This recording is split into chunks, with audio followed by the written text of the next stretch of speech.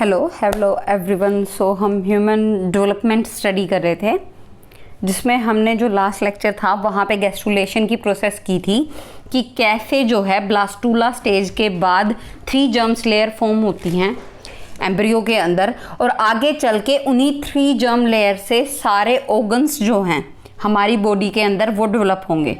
तो just after जैसे gastrulation की प्रोसेस कंप्लीट होती है, जर्म लेयर एस्टेब्लिश हो जाती हैं, फॉर्म हो जाती हैं, उसके बाद ऑर्गेनोजेनेसिस की प्रोसेस स्टार्ट होती है, यानी कि ऑर्गन फॉर्मेशन स्टार्ट होती है। ऑर्गन फॉर्मेशन किन से होगी? उन जर्म लेयर के सेल्स से ही होगी। क्या लिखा हुआ है इन्होंने?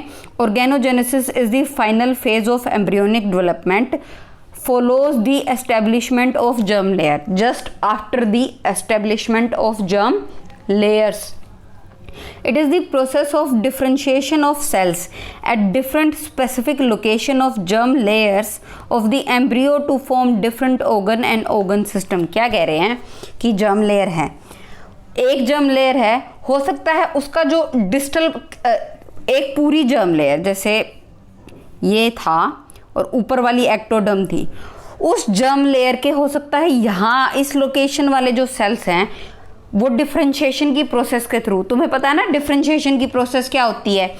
जब एक सेल जो होता है डिवाइड होता है, उसके बाद जब उसका फेट डिटरमाइन हो जाता है कि फॉर एग्जांपल इसको स्किन सेल बनना आगे जाके, तो वो स्किन सेल के अंदर डिफरेंशिएट हो जाएगा।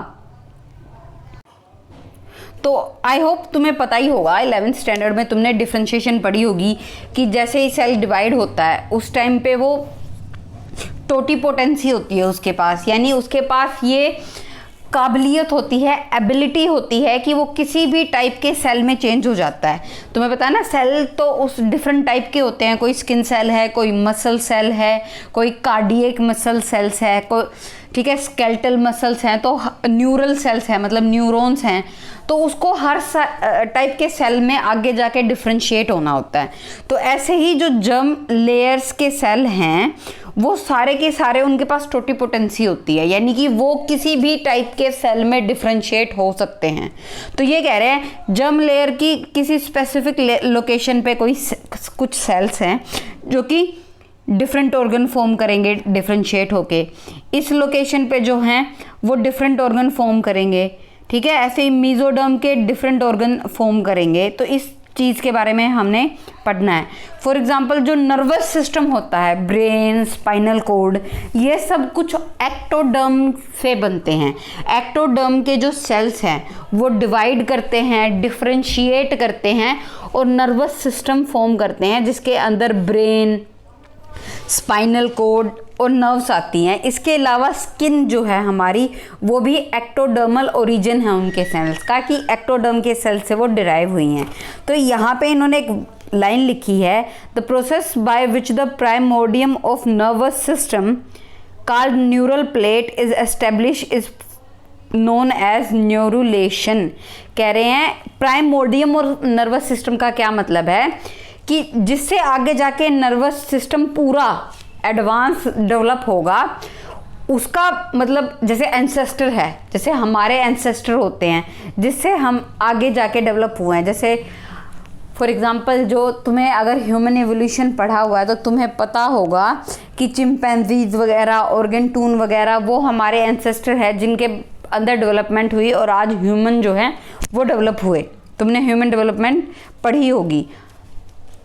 तो ऐसे ही मतलब वो प्राइमोर्डियम, वो एंसेस्टर नर्वस सिस्टम का, उसको बोला जाता है न्यूरल प्लेट। मतलब जब शुरुआत में ऑर्गेनोजेनेसिस स्टार्ट होती है तो एक न्यूरल प्लेट फॉर्म होती है जो आगे जाके पूरा नर्वस सिस्टम बनाएगी, और इस न्यूरल प्लेट की फॉर्मेशन को, एक्टोडर्म से न्यूरल प्लेट की फॉर्मेशन को बोला जाता है न्यूरुलेशन। आगे इन्होंने डेवलपमेंटल फेट बताया है जर्म लेयर्स का। क्या बताया इन्होंने कि एक्टोडर्म जो होती है वो डिफरेंशिएट होती है, जैसे मैंने नर्वस सिस्टम तो बता ही दिया। तो नर्वस सिस्टम में आता है ब्रेन, स्पाइनल कॉर्ड और नर्व्स। इसके अलावा स्किन भी जो है एक्टोडर्म से फॉर्म होती है। और तुम्हें ये याद रखना है, मीजोडर्म जो एम से है, सबसे अच्छा जो मतलब याद रहता है तुम्हें वो है मसल्स, कि हाँ मसल्स का ओरिजिन जो है वो मीजोडर्मल है। इसके अलावा notochord, heart, blood vessels, kidneys, gonads, यानी कि गोनैड समझते हो ना किनको बोल रहे हैं? रिप्रोडक्टिव सिस्टम के अंदर जो ऑर्गन हैं, जहाँ पे मेन गैमीट फॉर्म होते हैं, जैसे कि टेस्टीज, जैसे कि ओवरी, वो गोनैड्स होते हैं और वो भी मीजोडर्मल ओरिजिन के होते हैं। एंडोडर्मल गिव राइज टू, देखो किडनी मतलब एक्सक्रीटरी सिस्टम में आता है किडनी भी और यूरिनरी ब्लैडर भी, लेकिन किडनी बनती है मीजोडर्म से और यूरिनरी ब्लैडर बन रहा है एंडोडर्म से। मिडल ईयर बनता है एंडोडर्म से। हमारा डाइजेस्टिव सिस्टम, पूरा रेस्पिरेटरी सिस्टम जो है वो एंडोडर्मल ओरिजिन का है। ये याद रखना है, तुम्हें याद रखना पड़ेगा। At this stage, the morphological plan of the embryo is established, called morphogenesis, with the development of all organ rudiments. Up to this stage, the development can be called pre-functional stage of development, as the organ are not functional. जैसे जो ये word बोला था ना इन्होंने पहले वाली line में कि प्राइमोडियम ऑफ नर्वस सिस्टम, ये ऑर्गन रूडिमेंट्स का भी वही मतलब है कि मतलब ऑर्गन पूरी तरह नहीं बने हैं। पहले जो ऑर्गेनोजेनेसिस की एक स्टेज होती है प्री फंक्शनल स्टेट, उसमें ऑर्गन जो हैं उनके सिर्फ रूडिमेंट बनेंगे, उनके प्राइमोडियम बनेंगे। कहने का मतलब कंप्लीटली डेवलप नहीं होंगे, ऐसे स्ट्रक्चर में डेवलप होंगे जो आगे जाके पूरा ऑर्गन बनाएगा। उसको प्री फंक्शनल स्टेट कहते हैं कि ऑर्गन के रूडिमेंट्स बने हैं जिनके अंदर आगे डेवलपमेंट होगी, पूरे फुली फंक्शनल ऑर्गन और ऑर्गन सिस्टम बनेंगे। इस स्टेज को प्री फंक्शनल स्टेज कहते हैं। क्यों कहते हैं? क्योंकि अभी ऑर्गन फुली डेवलप नहीं हुए हैं, इसलिए वो फंक्शनल भी नहीं है। ऑर्गन, कोई भी ऑर्गन काम नहीं कर रहा है, इसलिए प्री फंक्शनल स्टेट होती है ये। यहाँ पे मेनली होता क्या है? मोर्फोजेनेसिस होती है। मोर्फोजेनेसिस का मतलब क्या होता है कि एम्ब्रियो में किस सेल को आगे जाके क्या बनाना है वो डिसाइड हो जाता है। अब ये ज़रा डायग्राम देख लो। न्यूरल प्लेट जो बोल रहे थे ना हम, न्यूरल ट्यूब, न्यूरल प्लेट, देखो ग्रीन जो है वो एक्टोडर्म है, उसके नीचे मीजोडर्म है, अंदर ये जो है ये एंडोडर्म है। तो आगे जब ऑर्गेनोजेनेसिस चलती रहती है तो देखो ये जो रेड डॉट वाला स्ट्रक्चर है ये नोटोकोड है, और देखो ये येलो के अंदर है, येलो पार्ट क्या था? मीजोडर्म। नोटोकोड का मीजोडर्मल ओरिजिन था ना, ठीक है। तो देखो एक्टोडर्म ग्रीन लेयर है, यहाँ पे देखो ये न्यूरल ट्यूब कह लो, न्यूरल प्लेट कह लो, ये ग्रीन दिखाई हुई है ना, क्यों? क्योंकि ये एक्टोडर्मल ओरिजिन की है।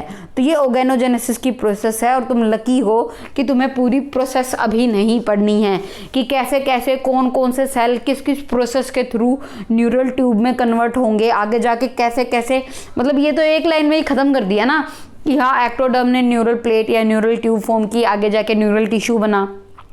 तुम्हें इसमें इतनी मतलब प्रोसेस है, इतने सारे फैक्टर्स आते हैं कि बस याद करना पड़ता ना तुम्हें तो मुश्किल हो जाती, लेकिन तुम्हें अभी 12th के लेवल पे सिर्फ इतना याद रखना है। आगे बात कर लेते हैं major features of embryonic development at different months of pregnancy. अब ये तुम्हें बताएंगे कि ऑर्गेनोजेनेसिस की प्रोसेस स्टार्ट हुई, कोई ऑर्गन पहले बनता है, कोई ऑर्गन बाद में जाके कंप्लीट होता है, तो प्रेगनेंसी के किस मंथ में कौन सा ऑर्गन फॉर्म होता है। यहाँ पे जो ये फर्स्ट ट्राइमेस्टर की बात कर रहे हैं तो ये बात कर रहे हैं फर्स्ट 3 मंथ्स ऑफ प्रेगनेंसी, ठीक है। After 1 month of pregnancy heart form हो जाता है, ठीक है। और जब मतलब अगर तुम पता भी कर सकते हो, क्योंकि जैसे ही स्टेथोस्कोप टमी पे लगाते हैं ना मदर के, स्टेथोस्कोप मदर के टमी पे लगाया जाता है तो बच्चे की भी हार्ट बीट सुनाई देती है। 2nd मंथ ऑफ प्रेगनेंसी है, उस टाइम पे लिम्स यानी हाथ पैर जो है और उनकी डिजिट्स भी यानी हाथ पैर की उंगलियां भी बननी स्टार्ट हो जाती है, डेवलप हो जाती हैं। 3rd मंथ यानी 3rd मंथ में फर्स्ट ट्राइमेस्टर कंप्लीट हो रहा है, पहले 3 महीने कंप्लीट हो रहे हैं। तो ज़्यादातर ऑर्गन सिस्टम यानी कि एक्सटर्नल जेनिटेलिया भी, तुम्हें पता ना एक्सटर्नल जेनिटेलिया में मेल में पीनस आता है और फीमेल में वजाइना आता है। एक्सटर्नल जेनिटेलिया यानी कि जो बॉडी के बाहर से दिखाई देते हैं, ठीक है, वो भी फॉर्म हो जाते हैं। 5th मंथ में फीटस जो है मूवमेंट शो कर देता है यूट्रस में, यानी जिसको ये नहीं कहते कि बेबी किक कर रहा है, या मतलब आप मदर को ना अपने यूट्रस के अंदर मूवमेंट दिखाई देती है, कभी कभी किकिंग भी होती है, ठीक है, तो वो सब कुछ महसूस होने लग जाता है। By the end of 6 months, जब 6 महीनों में सेकेंड ट्राइमेस्टर भी कंप्लीट हो जाएगा, बॉडी के ऊपर हेयर्स जो हैं, आईलिड, आईलैशेस, ये सब फॉर्म हो जाएंगे। 8 मंथ तक अगर वो मेल फीटस है तो टेस्टिस डेवलप होके स्क्रोटम के अंदर डिसेंड कर जाएंगी, ठीक है। तो जब 9 मंथ्स पूरे होते हैं, एंड आता है गेस्टेशन पीरियड का, तो तब क्या होता है, वो पूरी तरह डेवलप होता है, फीटस रेडी होता है, ठीक है। और मतलब टोटल जो गेस्टेशन पीरियड होता है 9 मंथ्स का, यानी 280 डेज का होता है ह्यूमन बींग्स में, अलग अलग के अंदर। जैसे सबसे ज़्यादा जो है ऑलमोस्ट 1 ईयर का होता है, वो एलिफेंट के अंदर होता है। तो हर एक ऑर्गेनिज्म के अंदर ये पीरियड जो है वो अलग अलग होता है। तो जैसे ही गेस्टेशन पीरियड कंप्लीट होगा तो पार्चुरेशन की प्रोसेस स्टार्ट हो जाएगी, यानी कि डिलीवरी स्टार्ट हो जाएगी। तुम्हें पता हो तो एक सिचुएशन बताई थी मैंने जिसमें टेस्टिस जो है स्क्रोटम के अंदर डिसेंड नहीं करती, और ऐसा ज़्यादातर उन केसेस में मिलता है जिनकी प्री मैच्योर बर्थ होता है, यानी 9 मंथ कंप्लीट करने की बजाय 7th या 8th मंथ में उनका बर्थ हो जाता है। क्योंकि 8th मंथ, 7th मंथ के एंड में या 8th मंथ में ही तो टेस्टिस को स्क्रोटम में डिसेंड करना होता है। अगर उससे पहले ही बर्थ हो जाएगा तो ओब्वियसली वो तब तक मतलब डिसेंड नहीं कर पाएंगी। The process of delivery of fully formed fetus is known as parturition और चाइल्ड बर्थ, ठीक है। It is controlled by neuro endocrine mechanism. Neuro का मतलब न्यूरल सिस्टम, यानी कि ब्रेन जो है वो भी इसको कंट्रोल करता है, और एंडोक्राइन का मतलब है हार्मोन्स रिलीज होते हैं उसके थ्रू कंट्रोल करता है। ब्रेन करता क्या है, कैसे कंट्रोल करता है, सिग्नल भेजता है, जिस टाइम जो हार्मोन जहाँ से रिलीज होना चाहिए वो वहाँ से रिलीज होता है, इसलिए एंडोक्राइनल सिस्टम भी इसमें इन्वॉल्व होता है। The signal for parturition arise from the fetus and placenta, lead to mild contractions of uterine muscles, जिसको बोलते हैं fetal ejection reflex. This stimulate the secretion of oxytocin from the posterior pituitary. क्या बोल रहे हैं, सबसे पहला जो सिग्नल जाता है जब फीटस जो है फुली डेवलप हो जाता है तो वो फीटस और प्लासेंटा से ही सेंड होता है, जिसकी वजह से यूट्रस की जो मसल है उसके अंदर हल्के हल्के कॉन्ट्रैक्शन स्टार्ट हो जाते हैं, जिसको बोला जाता है फीटल इजैकुलेशन रिफ्लेक्स। और उसकी वजह से ब्रेन के अंदर जो एंटीरियर पिट्यूटरी है, वो नहीं पोस्टीरियर पिट्यूटरी, अब तक ज़्यादातर हमने जो हार्मोन्स देखे थे वो एंटीरियर पिट्यूटरी ने सिक्रीट किए थे, अगर तुम्हें याद हो तो। अब पोस्टीरियर पिट्यूटरी जो है वो ऑक्सीटोसिन सिक्रीट करेगी, और ऑक्सीटोसिन जो है यूट्रस की स्मूथ मसल्स के ऊपर जाके अपना फंक्शन करेगा, और माइल्ड कॉन्ट्रैक्शन नहीं, बहुत ही स्ट्रोंग और पावरफुल कॉन्ट्रैक्शंस जो हैं स्टार्ट हो जाएंगे, ठीक है। और जितने कॉन्ट्रैक्शन ज़्यादा तेज होते जाएंगे ब्रेन उतना ही ज़्यादा ऑक्सीटोसिन जो है सिक्रीट करता जाएगा। With continued powerful contractions cervix open हो जाएगा। सर्विक्स पता है ना, जिसको बर्थ कैनाल भी बोलते हैं। वेजाइना जो है वो एक्सटर्नल जेनाइटिलिया है, और यूट्रस जो है वो इस तरफ है। दोनों के बीच में ये जो कैनाल होती है उसको सर्वाइकल कैनाल बोलते हैं, ठीक है। तो वो ओपन हो जाता है, डायलेट हो जाता है, क्योंकि वहीं उसको बर्थ कैनाल बोलते हैं, वहीं से तो बर्थ होगा ना, ठीक है। एमनियोन जो 4 एक्स्ट्रा एम्ब्रियोनिक मेम्ब्रेन्स थी उनमें से एमनियोन जो है रप्चर हो जाती है, और जो एमनियोटिक फ्लूइड था, जो एमनियोटिक फ्लूइड था वो बाहर निकलना लग जाता है, जिसको कॉमन लैंग्वेज में बोला जाता है कि वाटर ब्रोक हो गया।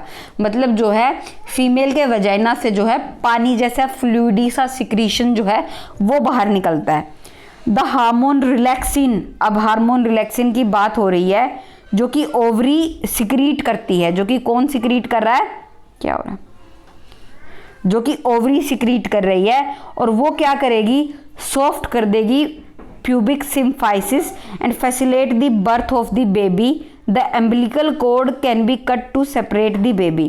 क्या बोल रहे हैं कि पहला जो हार्मोन फंक्शन कर रहा था वो तो कर रहा था ऑक्सीटोसिन, जो कि यूट्रस में काफ़ी स्ट्रॉन्ग और पावरफुल कॉन्ट्रैक्शन स्टार्ट कर रहा था। रिलैक्सिन क्या करेगा, जो हिप की बोन्स है, देखो सिर्फ सर्विक्स के डायलेट होने से या थोड़ा सा वाइड हो जाने से, मतलब बेबी का उससे काफ़ी ज़्यादा साइज होता है, तो सिर्फ उतना काफ़ी नहीं है।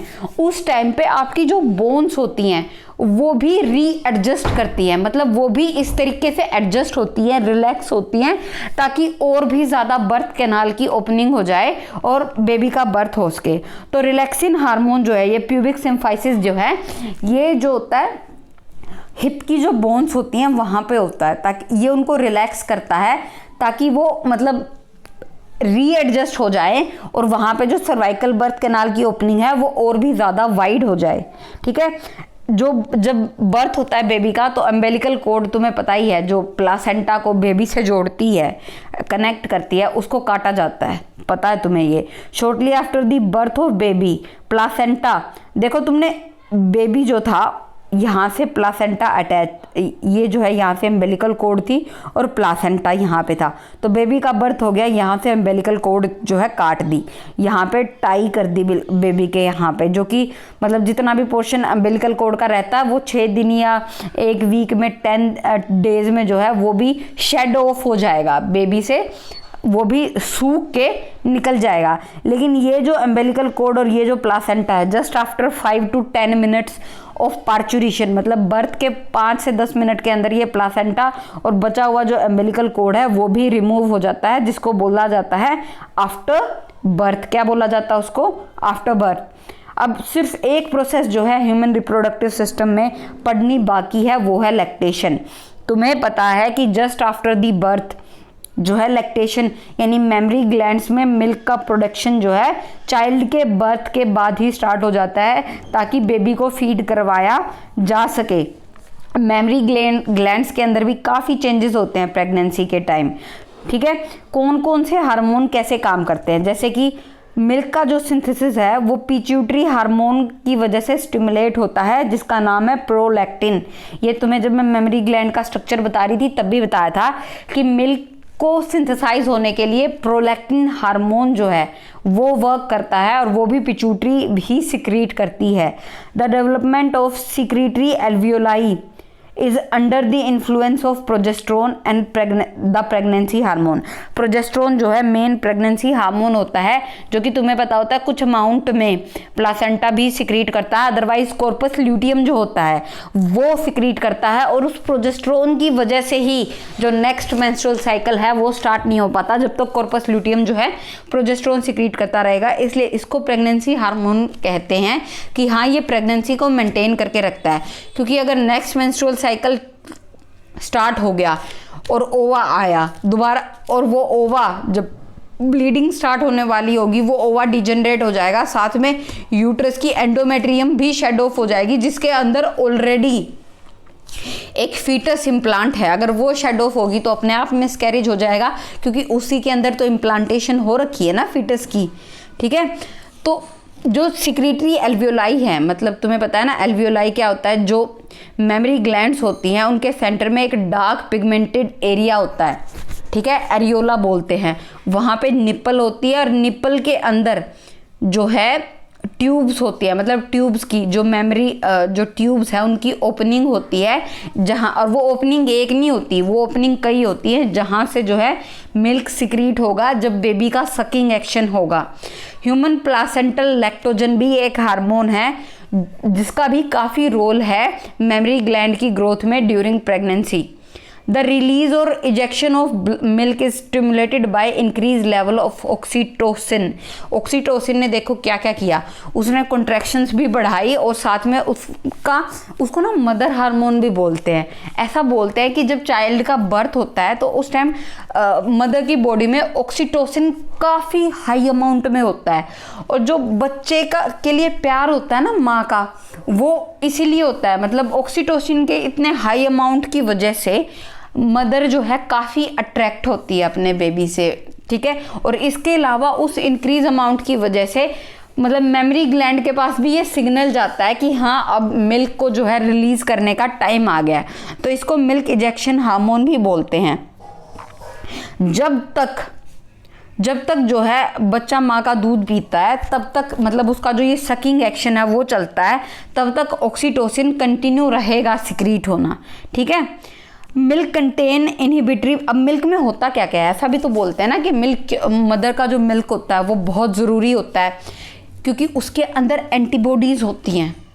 जो इन्फेंट के अंदर वो अभी बाहर एनवायरनमेंट में आ गया और उसकी इम्यूनिटी इतनी स्ट्रॉन्ग नहीं है कि वो इन्फेक्शन से लड़ पाए, तो उसकी इम्यूनिटी को स्ट्रॉन्ग करने के लिए जो पहली एंटीबॉडीज़ होती हैं वो मिल्क से ही लेता है, अपनी माँ का जो दूध होता है उससे ही लेता है। तो उसके अंदर एक इनहिबिटरी पेप्टाइड भी होता है। पेप्टाइड होता है प्रोटीन की यूनिट, पेप्टाइड बोल रहे हैं, इसका मतलब वो एक टाइप का प्रोटीन है। उसको इनहिबिटरी क्यों बोला है, उसको इनहिबिटरी इसलिए बोला है क्योंकि वो एक नेगेटिव फीडबैक भेजता है। It inhibits the production of milk if the breast are not emptied, thus the supply of milk matches the demand from the infant. कहते हैं कि ऑलरेडी देखो एक बार मिल्क प्रोड्यूस हो गया मेमरी ग्लैंड में, तो उस मिल्क के अंदर एक इनहिबिटरी पेप्टाइड कह लो प्रोटीन होता है जो कि ये कहता है कि अभी मेमरी ग्लैंड्स जो है खाली नहीं हुई हैं, एम्प्टी नहीं हुई हैं और मिल्क अभी प्रोड्यूस नहीं करना। जब तक इन्फेंट उसको सक नहीं करेगा, मेमरी ग्लैंड दोबारा एम्प्टी नहीं हो जाएंगी, खाली नहीं हो जाएंगी, तब तक दोबारा मिल्क प्रोड्यूस नहीं होगा। इसलिए लास्ट लाइन में इन्होंने कहा है कि मिल्क उतना ही प्रोड्यूस होता है जितनी बेबी की डिमांड होती है। वो जैसे जैसे पीता जाएगा वैसे वैसे ही मिल्क प्रोड्यूस होता जाएगा। अब कोलेस्ट्रोम 1 नंबर के क्वेश्चन में ना काफी फेमस है कि जैसे ही बर्थ के बाद, चाइल्ड बर्थ के बाद जो फर्स्ट मिल्क होता है ना वो काफ़ी इंपॉर्टेंट होता है, वो काफ़ी गाढ़ा होता है, उसको कोलेस्ट्रोम बोला जाता है। उसके अंदर एंटीबॉडीज़ होती हैं और वो बच्चे का पीना बहुत ज़रूरी होता है। और ये क्वेश्चन भी आता है कि उसमें कौन सी एंटीबॉडीज़ होती हैं, IgA, मतलब IG का मतलब है एंटीबॉडीज़ को, का जो साइंटिफिक नेम होता है वो होता है इम्यूनोग्लोबिन। तो IG का मतलब है इम्यूनोग्लोबिन और एंटीबॉडीज़ काफ़ी टाइप की होती हैं, immunoglobulin A, B, C, D, E। तो जो मदर के मिल्क में होती है वो कौन सी होती है, इम्यूनोग्लोबिन A या IgA तुम कह सकते हो। वो प्रोवाइड करती हैं passive immunity to the newborn infect. Passive immunity का मतलब है जो उस पैसिव इम्यूनिटी तो वही होती है बीमारी से लड़ने की ताकत, लेकिन उसको पैसिव क्यों बोल रहे हैं कि वो किसी एक बीमारी के लिए स्पेसिफिक नहीं होती। वो मतलब जनरली उसको उसका इम्यूनिटी इतना स्ट्रॉन्ग कर देती है कि वो हर टाइप, जैसे देखो जब किसी की वैक्सीनेशन की जाती है तो वो एक्टिव इम्यूनिटी होती है कि हमने खुद इम्यूनिटी बढ़ाने के लिए उसको जो है वैक्सीनेशन की है और वो स्पेसिफिकली एक बीमारी के लिए है, एक डिजीज के लिए है। पैसिव कब कहते हैं, जब वो किसी मतलब स्पेशली कोई वैक्सीनेशन करके या किसी एक डिजीज के लिए स्पेसिफिक नहीं है, ठीक है। तो इसके साथ हमारा जो है ह्यूमन रिप्रोडक्टिव सिस्टम का चैप्टर कंप्लीट होता है। तो नेक्स्ट लेक्चर में मैं तुम्हें ये पूरा चैप्टर, तुम्हारी रिवीजन भी हो जाएगी NCERT से। तुम्हें नेक्स्ट लेक्चर में ये पूरा चैप्टर जो है मैं NCERT पॉइंट ऑफ व्यू से कवर करवाने वाली हूँ। तो आई होप, क्योंकि मेरे लिए ये आज का लेक्चर मेरे हिसाब से काफ़ी इजी था, आप लोगों को समझ में आया होगा और ये भी पता होगा कि क्या क्या तुम्हें याद करना है। तो थैंक यू वेरी मच।